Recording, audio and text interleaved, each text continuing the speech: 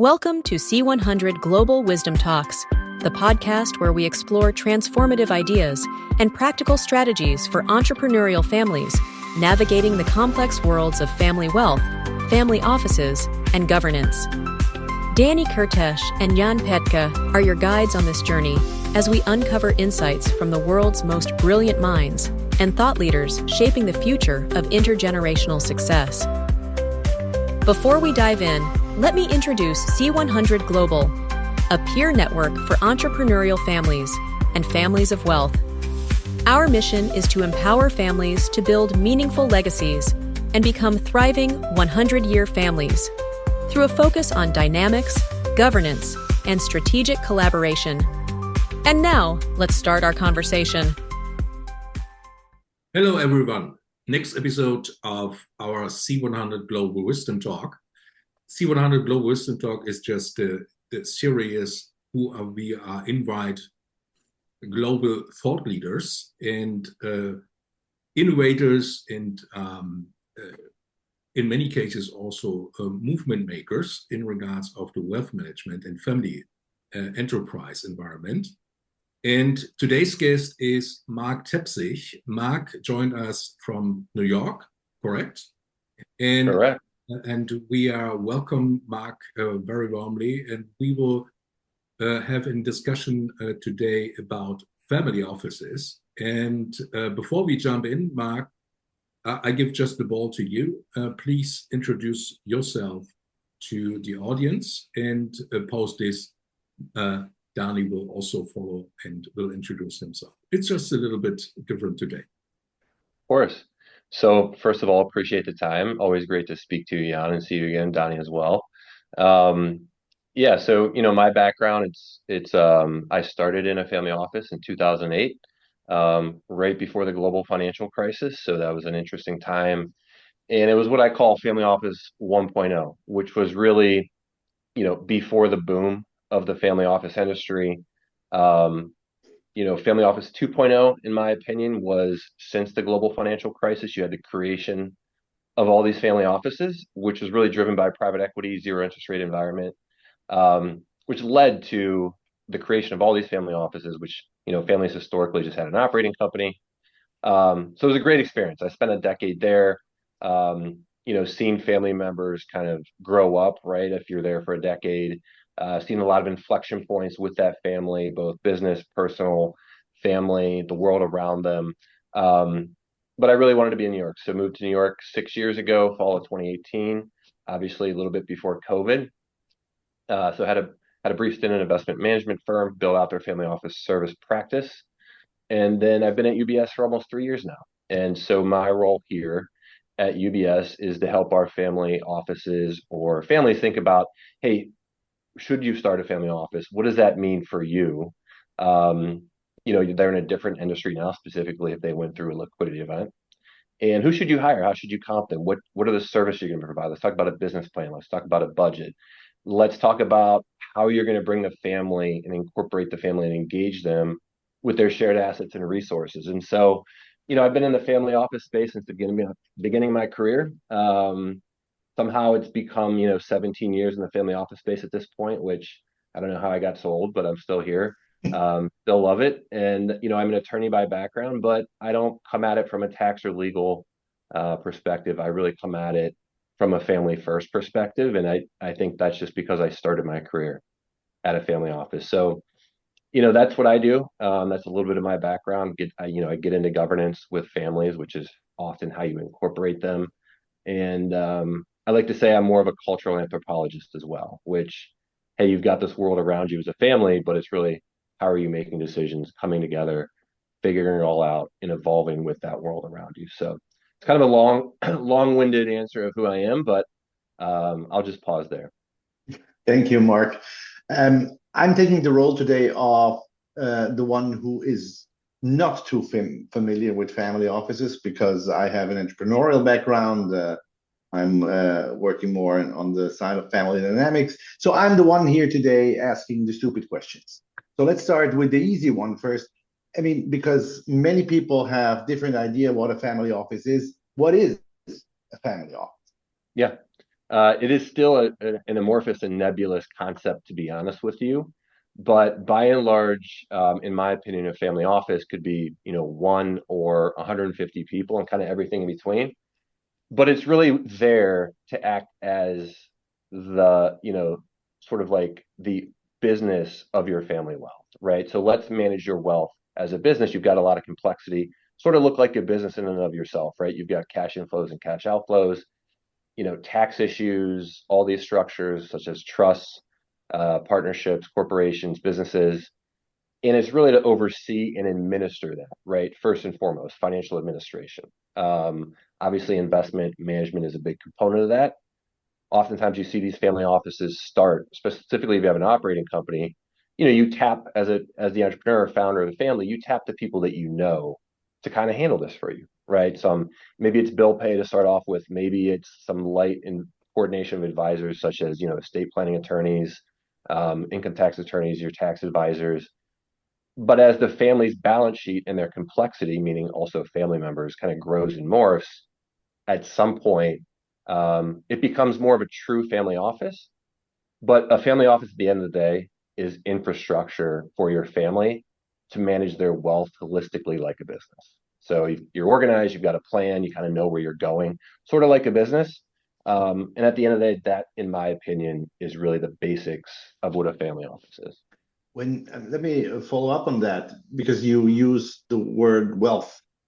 Which kind of wealth do you refer to? Is it the financial wealth? I mean, we had a great conversation with Dave Speck the other day, where we were dwelling into that kind of. Is it just financial wealth? Is it the quantitative, or is it the qualitative wealth we're talking about? Yeah, so it could be all of the above, right? But initially, it starts with the low-hanging fruit, which is, hey, I need somebody to kind of handle this for me because I'm doing something else, right? I'm doing my day-to-day job or just living my life. So initially, it does start off with administration of financial assets or financial resources and the complexity that often brings, which is these trust, the partnerships, cash inflow, outflow, right? Almost like a treasury function. But when you want to, when you're going up kind of the curve of that value add, if you want to become like, a more value added family office as well as a family, you get into the human capital, right? So initially, it's basic financial administration, right? Like the assets and kind of everything in between with the trust and the partnerships, estate planning. But as time goes on, you're as a family office, other family members are coming into the mix, right? Engaging with the family office as an asset or a resource, solutions and infrastructure. And so, if you want to qualitatively add value as a family office or family office professional, it is helping and assisting, not, I wouldn't necessarily say driving the evolution and development of that human family capital, which is often the next generation. Is this a general evolution of the family office? I mean, I see a lot of family offices that are purely investment offices that are taking care of the financial wealth of the family. That they're focused on the investment side. They're focused maybe on the tax side. Bringing in human capital and involving also family members can be quite tricky and can be quite an involvement of what the first thought of building a family office was, isn't it? Yeah, no, exactly. So the first thought again is like, hey, let's get the low hanging fruit out of the way, right? Let's set up an accounting infrastructure. Let's ensure we've got, a full picture of what we have, assets, structures, making sure our taxes are efficient. But you're exactly right. And there's a lot of different flavors of family offices out there, right? There are ones that look like hedge funds or alternative asset managers.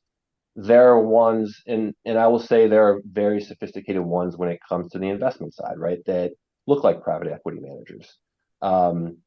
If you look at the size of family offices, most of them are what I would consider middle market family offices, a few $1 billion and under, which is still obviously a lot of money. But yeah, you're exactly right. There are purely administrative family offices. There are ones that have, really a vertically integrated investment offering. And there are ones that are more based on coordination. And then there are ones that are getting in and helping support the family with financial literacy, supporting them with family communication, obviously philanthropy. And so it really meshes with the personality of the overall family. But to your point of, hey, it can get kind of messy, you're exactly right. So, and it's the same thing with the family business, right? So often what you see is that family business is built around a founder, right? So him or her taps their people, right? That they work well with, they can navigate with their partners, investors, suppliers, customers. But over time, right, everybody's got a slightly different personality in the way they learn, the way they engage with people. And so for a family office professional that, hey, you may have only dealt with the founding generation at some point, but now you've got these family members, right? So that adds like a different dynamic, right? So now you have to engage the next generation when you may have initially seen them as that 12 or 13-year-old, 15 to 20 years later, they're an adult with their own family and their own initiatives. And so they're also an owner, right? As well as all that. So you have to modify and change your approach. I like to say, hey, let's talk about user experience, right? So as this wealth transfer picks up steam, it's not just, hey, founder has, a $500 million balance sheet. And all of a sudden the kids have a piece of that because they've got gifted in trusts through estate planning, transactions. Yes, that's the wealth. But guess what? You're also transferring. You're transferring relationships, right? So trustee beneficiary. You're transferring responsibilities and obligations to either oversee a balance sheet or a business or a portfolio. And so you're transferring that, not just that number. But obviously, the number is the most tangible, objective piece of it. And obviously, that gets a lot of focus.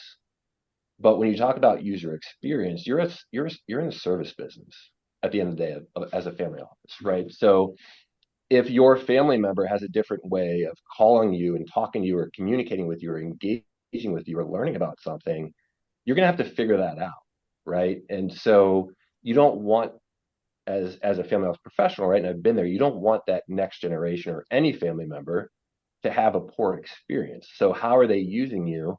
Because you never want, it's like the medical mantra, like do no harm first, right? So do no harm, and then kind of add the value where you can with that individual to help them navigate. So people talk a lot about financial literacy. I think that's necessary. I think a family office can play a role in that. I think, however, it's woefully insufficient. And here's what I mean by that. So financial literacy, right, as a family office executive, you get and you talk to your family members, maybe next generation, who are not financial, professionals.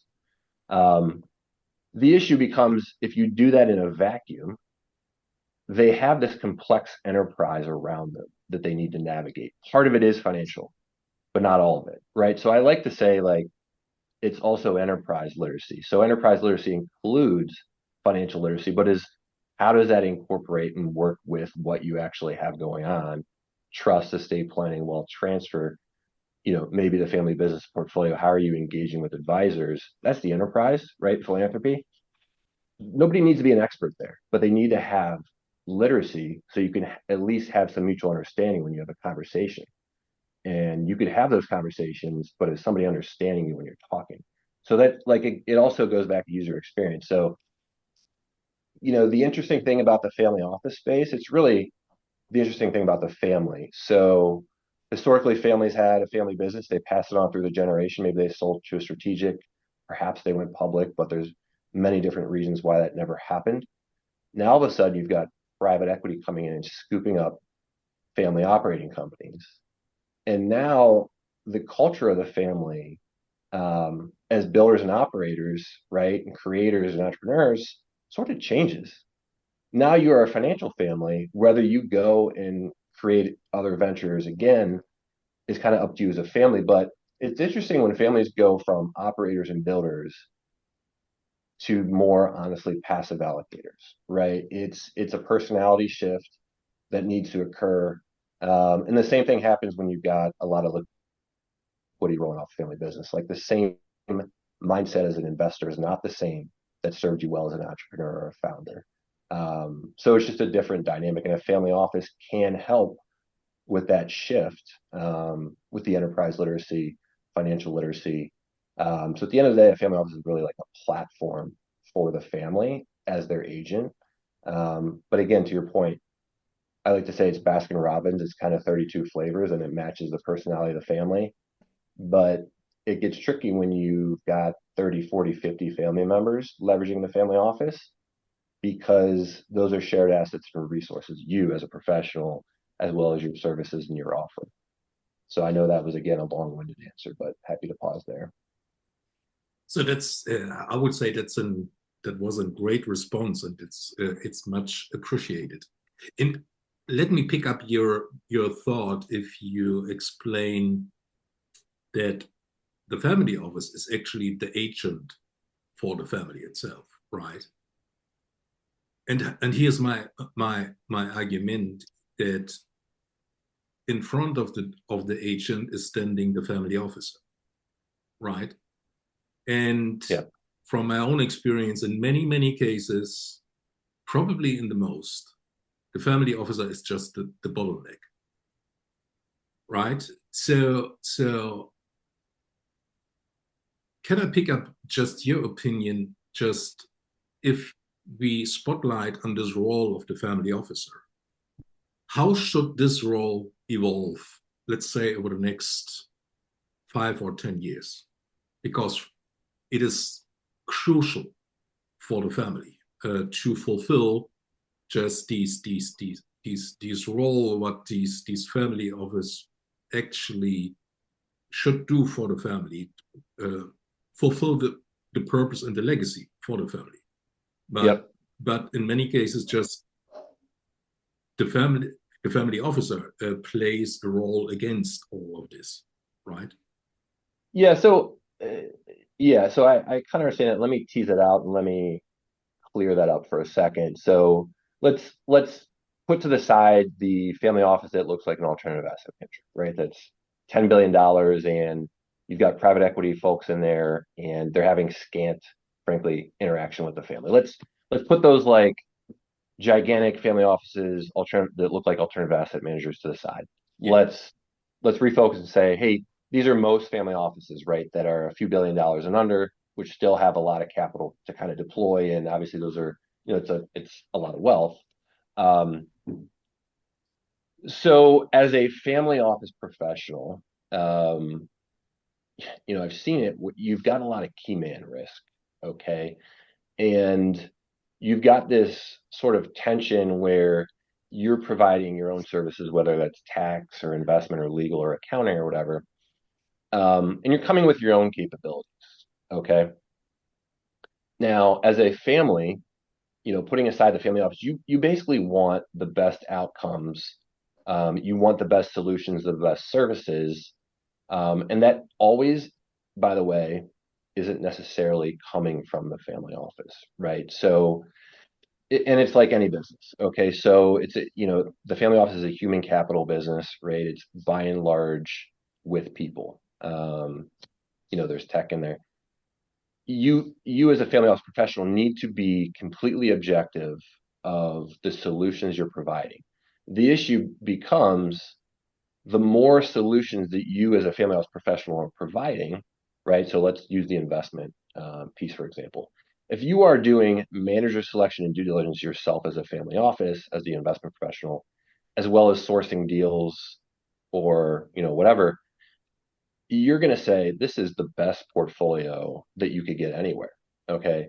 And so that might not always be the case, right? And so how do you communicate like what you're doing for the family is really optimal for them, is the best, but you've got your own your own career and job to justify, that becomes a tension, right? So I think as a family you have to kind of realize this, and some families get it and others are not really attuned to it. And I think the difference in having a highly functioning family office and one that, to your point, isn't bringing the best solutions or advice or whatever, is family engagement.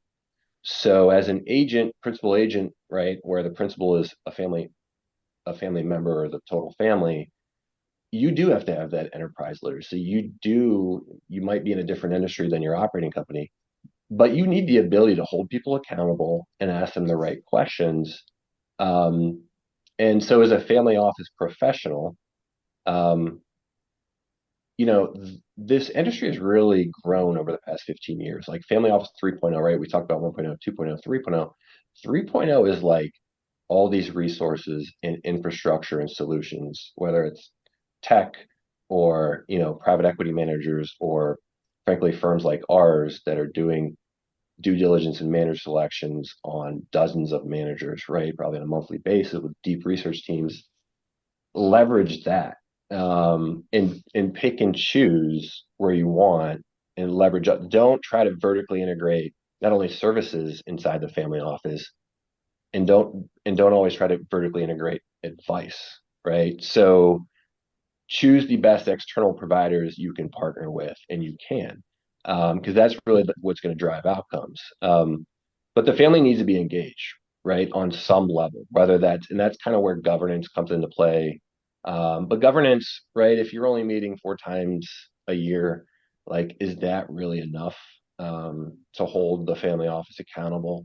So it needs to be, that strategy on how you engage with the family office. Um, it just needs to, from the family perspective, hey, is this sufficient for us to hold the family office professionals accountable in what they're doing and what they're telling us? Let me quickly jump in here because I had an interesting conversation with a colleague of mine here in Switzerland. He's a professional in building up family offices, and he starts always telling me, the family tells me what they want. And my question is always, how does the family know what they want?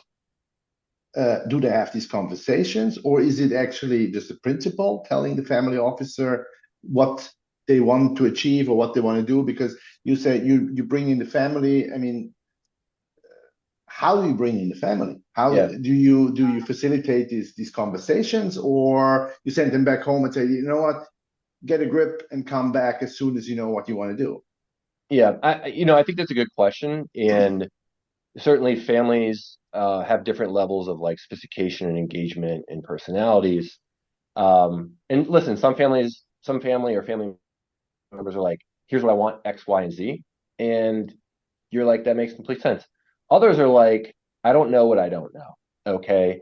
I always think, and even when I was at the family office, so if like we were doing something, they did have, often have an idea, but hey, here's some different considerations. So your role should be, here's kind of a menu on your options to, if you want to do that, here's some different ways to get there. And let's talk about the pros and cons of different considerations of each. So you're kind of bringing this like menu to them and explaining it. And obviously, like where I was at, I mean, the family was very sophisticated. They had a publicly traded company and they're populated and dominated the C-suite. But others, they have to be guided, right? And so I think, as a family office professional, I think every family office professional wants to do what's best for their family. And so I think helping them come to those conclusions, right, with not like, yes, sir, I've got my marching orders, I'm going to go do it. Certainly that does happen.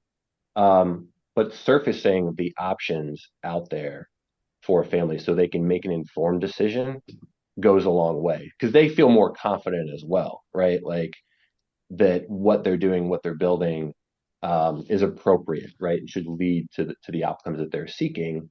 They often know, families often know like what outcomes they want, grow the wealth, right? Mitigate taxes.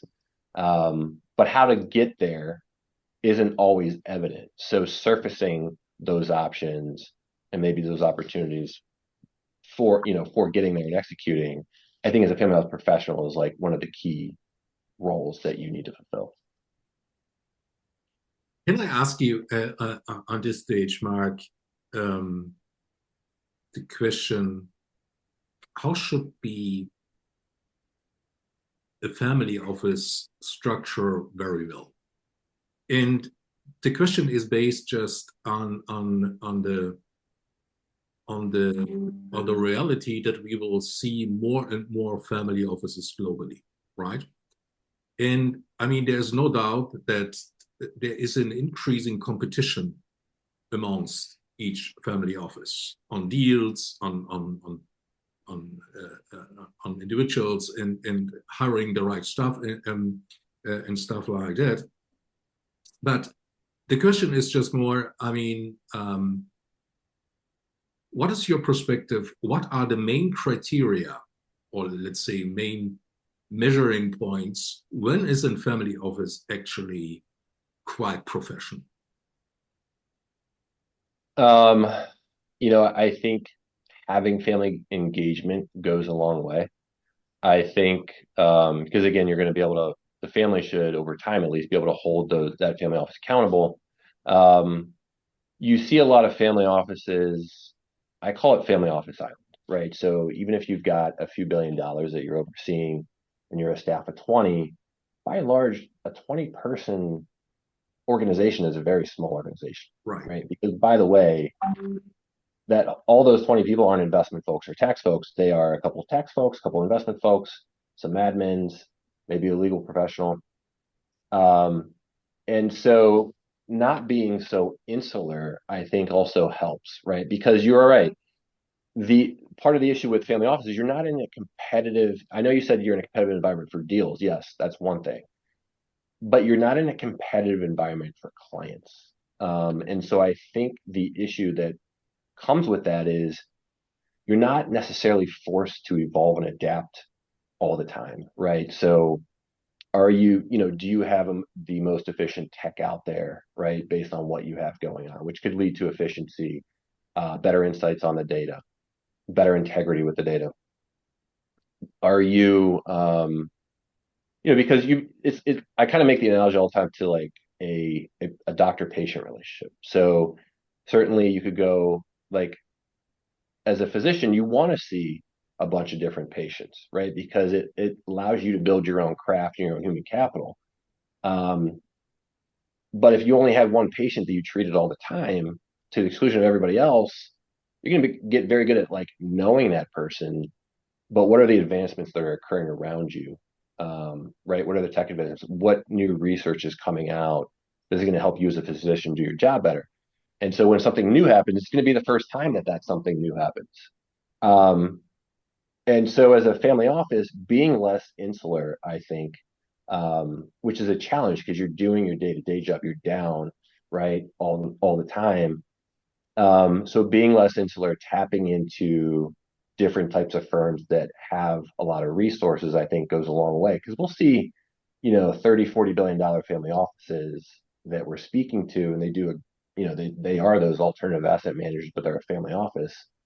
They're still tapping into external resources because it's still family office island, even if you've got 150 employees.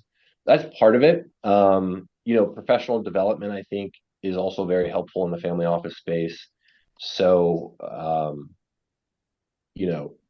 this is an investment by the family. There are groups out there. I'll like talk about Fox. I know you got a great group.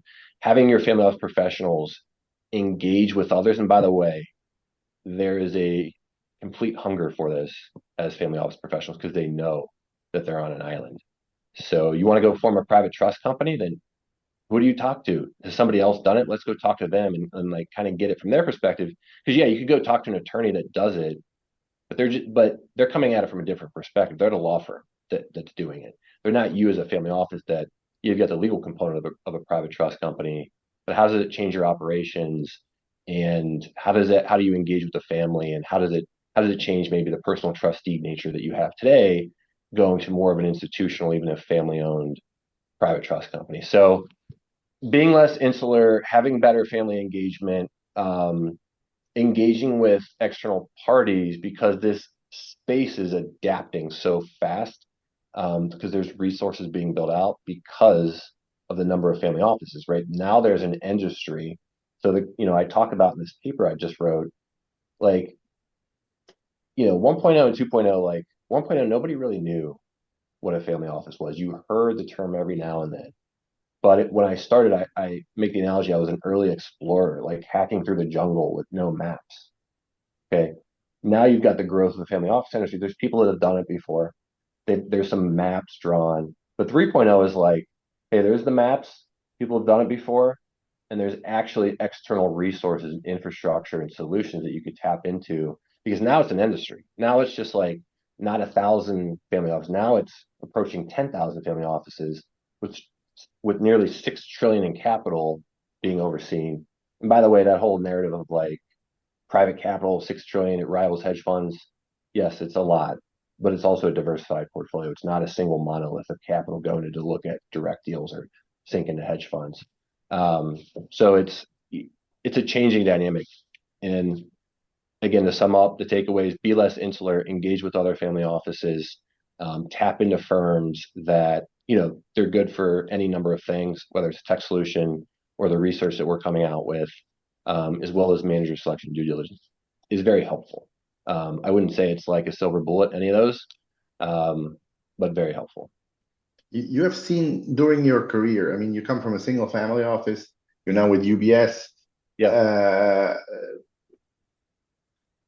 Why isn't a wealth owner not just going to a big bank and saying, okay, I'm using the big bank like a multifamily office.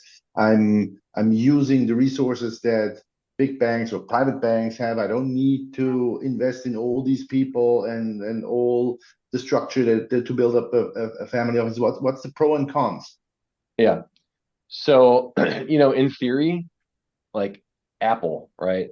The tech company could outsource everything, right? Like everything could be outsourced. The issue is nobody's coordinating anything. Nobody would be coordinating anything. And it's kind of the same. That's an extreme example, but it's the same with the family, right? So yes, a lot of these families and family offices are still outsourcing a lot of it, right? The investment management, selection, due diligence, tax planning, tax prep going to somebody like EY or a regional accounting firm. But there's such a complexity, right? Of yes, you could tap EY, you could tap McDermott, you could tap us, but those are only pieces of right. They're like the spokes rather than the hub. Okay, so somebody still needs to be there to coordinate all that stuff, and then it gets very like basic too, which is the accounting side of it, which is like you've got all this cash flowing every which way. You've got capital being called, capital being distributed. You got family wanting to go make a big purchase.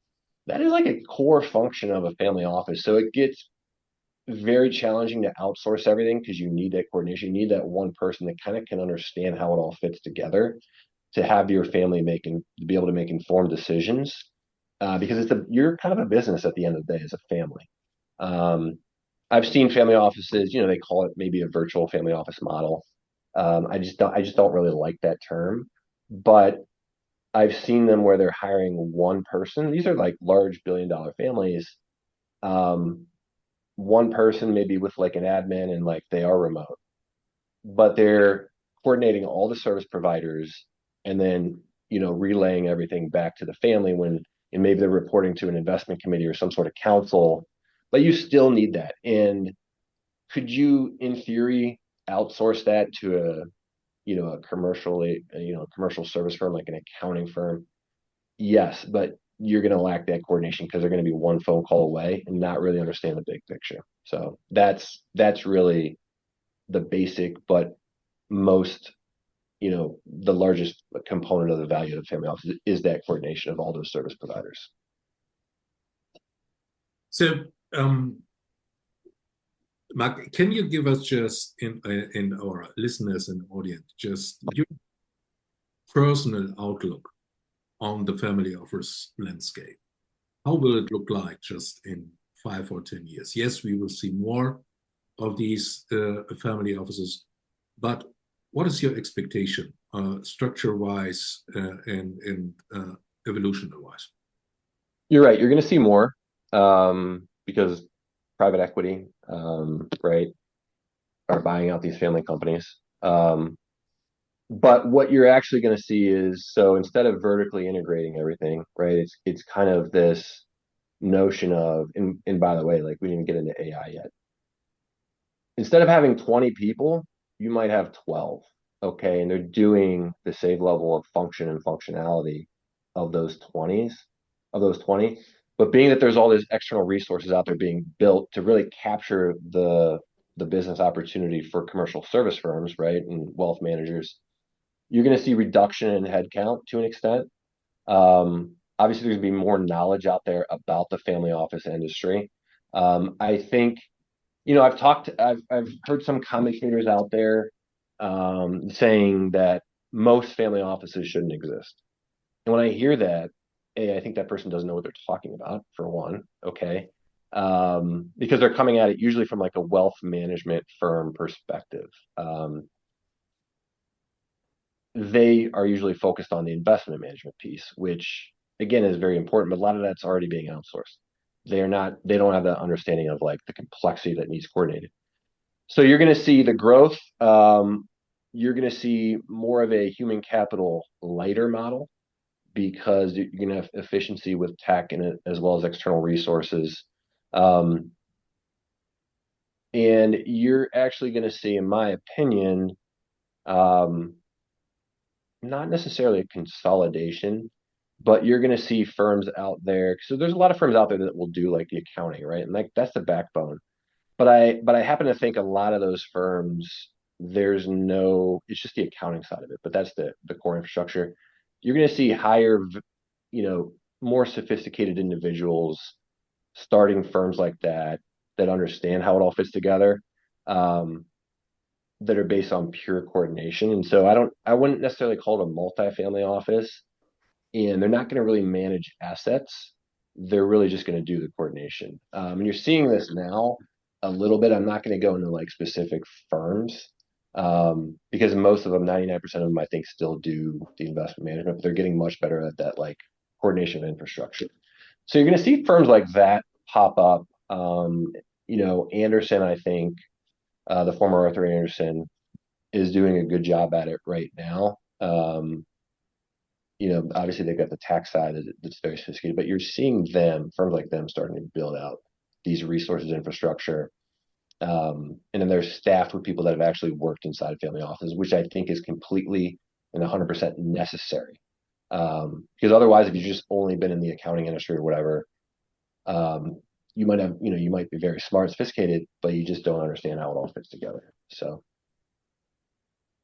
That's a great response. And let me add these from my side, these final question. There's often just a term around in this environment about a high-performing single-family office, right? Do you have just in description for me and for the audience itself?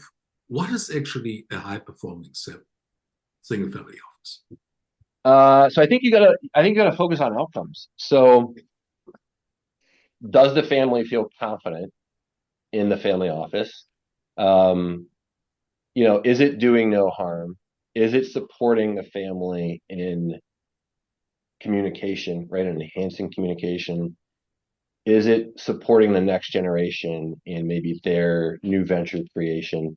The thing about it is the family office, or at least the family, cannot abdicate to the family office, right? So can't outsource the communication, but the family office can be there to facilitate the communication and make it easier, right? So things such as easy as like calendaring meetings, right, with 20 family members to get them on a Zoom. So in my opinion, it's based on outcomes, which is like, does the family feel confident? Are you providing objective, best-in-class solutions, even if they're outsourced? I think is where you got to go. If you can't be objective about something, you don't belong in a family office, okay? Because that is probably the only cardinal sin, in my opinion, that exists in a family office is you need to be objective with your family and your principal. If you can't do that, then you don't belong in a family office, or there's something wrong, right? So we have, I mean, and let's conclude this. We have a question that we are asking all our guests. Now, in your case, I'd like to formulate the question a bit differently, because we're asking our guests, how do they see the family environment, the family structure, maybe the family wealth structure, not now, not in 5 years, not in 10 years, but in 500 years, in a really long way. Now, 500 years is really long in this aspect. But let's go out for, let's say, 50 years, 100 years. What are the key factors that are going to be the ones deciding if you're going to be successful, as Jan said, or as you explained, a successful family office, a successful family, or just not? So I'm going to take this out of the family office realm and focus on the family, and obviously, quickly discuss how the family office can play a role in that. Is what has made us, the most successful species on the planet, really since, the first humans walked the earth, is culture. And I'm not talking about, food and dance or whatever, music. Culture is really, you're compounding your knowledge, okay, over time. It is learning from the mistakes of your ancestors, okay? You're not starting from scratch every generation. You're essentially building on the prior generation. But that only occurs if you are interacting and participating, okay, as a family together across, at least here for these types of families, the family enterprise, right? So yes, there's going to be these tech advancements, obviously, who knows what's going to happen. But if you are not providing a forum, and in fact, if you're causing harm and stymieing family engagement, I think that's where it needs to be, right? So you're going to have these major tech advancements, but as humans, we're still operating off the same software system that we have for 10,000 years. And so when you go study culture, if you look at, read some cultural anthropology of how humans have developed, it's within a cultural environment of other family members, like 20, 30 family members, building upon what came before them. So if you can continue to do that, as well as the world around you is changing, that's what needs to occur. And I'm not even talking about tech there. I'm talking about like basic human nature. That is what needs to occur 500 years from now still. Thank you very much. It was such a great answer. And we're coming back to the family at the end of the day. And I would love in another call, in another discussion, to go more into this, because I'm sure you have a lot to tell also on this side. So Mark, thank you very much for taking the time and being with us. It was a treat. It was really amazing. Jan, any last words from your side? Yes, so Mark, it's my pleasure too, and I would say that's just my conclusion for today. Let's bring the spotlight more and more on the family office to help them to be more professional, because the family office itself, it's a very, very crucial and important point in the vehicle for the family. And so many, many thanks, Mark, and hopefully we see us soon. Thank you both. Always great to speak to you. And next time, maybe we'll meet in the Alps. I think that's the Matterhorn behind you. So obviously, I work for UBS, and we're out of Zurich, so we're happy to come over there. Many thanks. Thank you. Thank you for tuning in to C100 Global Wisdom Talks. If you found today's conversation valuable, be sure to subscribe, leave a review, and share it with others who might benefit. For more resources and insights, visit www.cu100global.com.